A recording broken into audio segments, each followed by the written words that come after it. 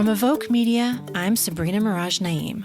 With me is Cassia Binkowski, and this is Breaking Glass, a series of conversations with women around the world who are shattering glass ceilings and challenging social norms. They are audacious, gutsy, and their stories are echoed across borders and generations in a rallying cry that is changing the narrative for women everywhere. Today we're speaking with Erin Loos-Catraro, the founder and CEO of She Should Run, a nonpartisan nonprofit promoting leadership and encouraging women from all walks of life to run for public office. Erin's been doing this work for 10 years, but it's never been more timely than right now, on Inauguration Day, when the United States swears in our first female vice president. Sabrina, this is a truly historic moment for our country, but I think it's worth noting that the conversation we're having with Erin today transcends geography. We're talking about why it matters that more women hold elected office, the subtle but significant ways that women lead differently than men, and the systems that can be disrupted when we finally have equal representation.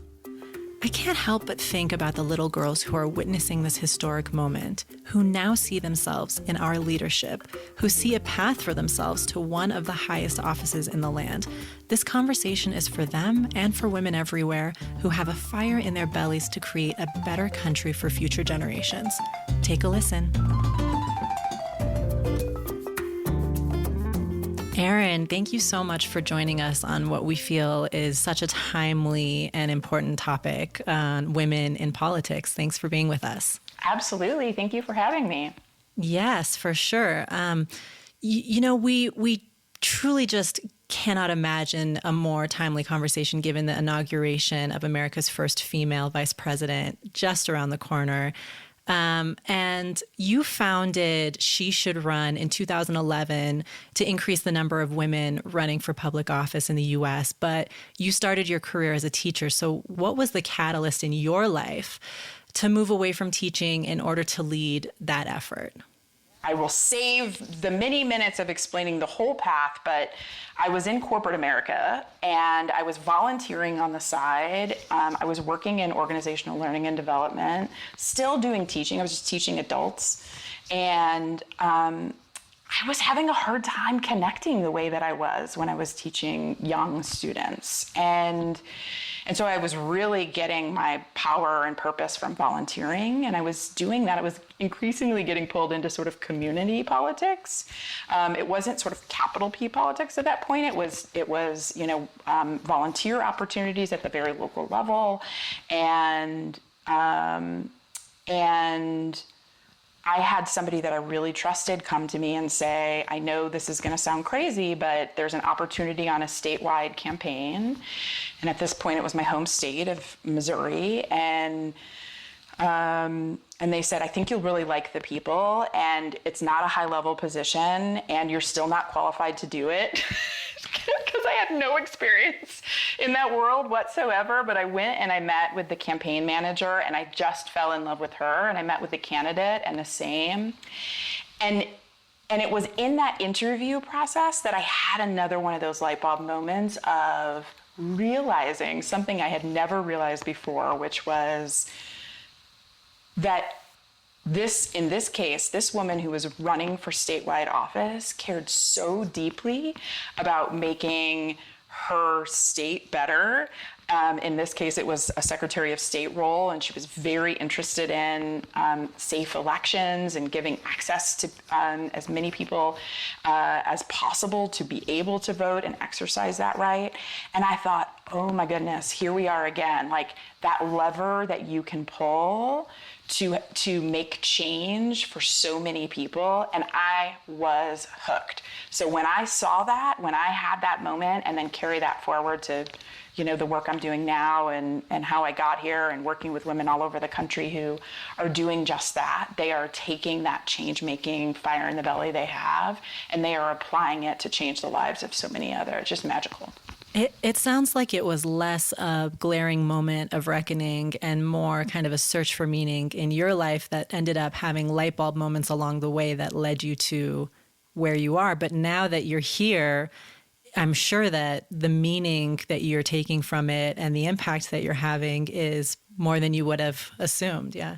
Yeah, most definitely. So, I mean, the thing that there are many reasons why I feel energized to get out of bed every day and do this work, but one of them is even the possibility of being able to help others have their own light bulb moment like that to change their communities for the better.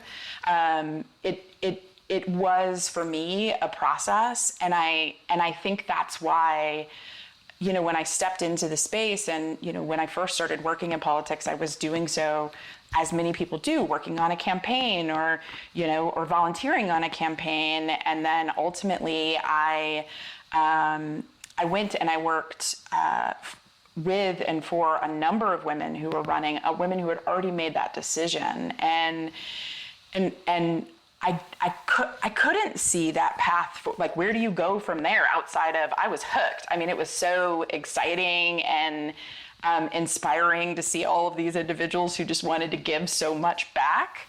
And eventually what I saw an opportunity. I saw an opportunity to fill a need in the landscape that wasn't previously being served, and that is creating that space for women to have their aha moment prior to the point where they need all the other great stuff that they absolutely need, which is like help running a campaign once they're on the ballot. But if they don't have that aha moment first, we're not gonna get there in terms of seeing enough women on the ballot.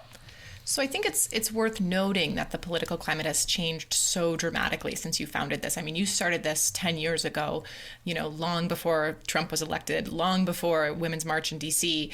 How has the organization had to pivot from where you started to where you are today, given the current political climate? Yeah, so, you know, it's so interesting. When we got our start, we were really founded in a place of running a very simple program that was all about asking women to run for office. And it was before folks connected the way they do online now, and virtual communities were as robust as they are now.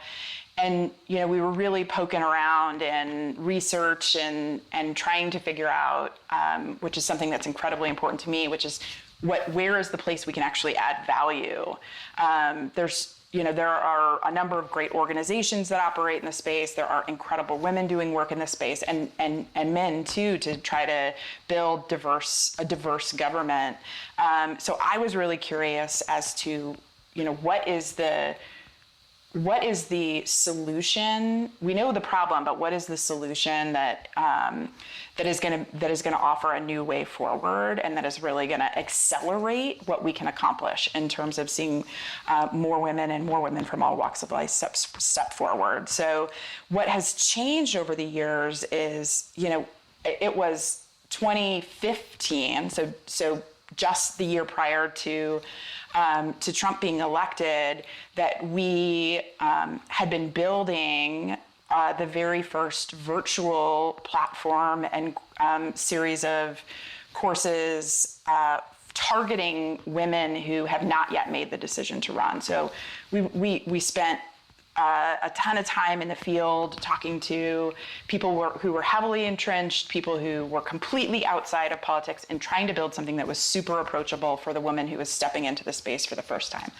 We could have not even kind of predicted how important that would have been come the day after the election in 2016. So we had, somewhat hilariously now, if I look back on it, built a whole strategic plan around getting 100 women into our program by the end of 2016, when we launched in October of 2016.